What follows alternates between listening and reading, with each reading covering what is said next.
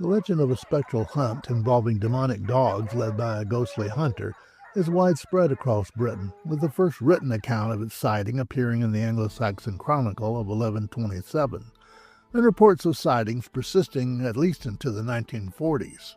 Regardless, what you mean when you say the wild hunt often depends a great deal on where you are, and someone else would be right to ask which one. Today we'll look at a few of the more famous examples. Herla's Ride is possibly the oldest of the wild hunt legends. In this account, Herla was a king of the ancient Britons who met a mysterious figure who was likely the king of the fairies. This king invited him to his wedding, and Herla accepted. Herla and his retinue attend the wedding and feasts and remain for several pleasant days enjoying their host's lavish hospitality.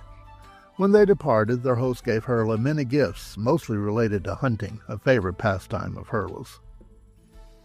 You can probably guess what happened when Herla and his men returned to their own country. It wasn't several days that had passed, but several centuries. In addition to the wild hunt lore, this is one of the earliest accounts of lost time in fairyland. The story goes that the fairy king had presented Herla with a small hound and warned him not to dismount his horse after he returned home until the hound jumped down first.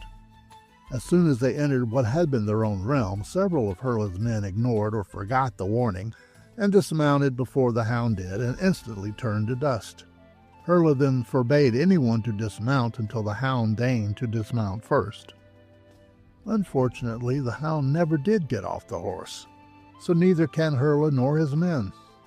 Some accounts say this ended when they tried to cross a river on the Welsh border that was too deep and were swept away. Others say they still ride at the hunt to this day and will for all eternity, or at least until the dog decides to get off the horse. It's not as if they have anything else to do. This next version comes from Cornwall.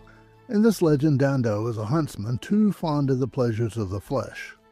What made it worse was Dando was also a priest. He had a habit of leading noisy and boisterous hunts across the countryside, eating and drinking as he went. Nor did he care if the day was Sunday or any holy day. Hunting and indulging his vices came first. The story goes that one day he was so annoyed that his flask was empty when he wanted a drink that he dared to curse heaven. In another version, Dando told his attendants to find him a drink even if they had to go to hell for it.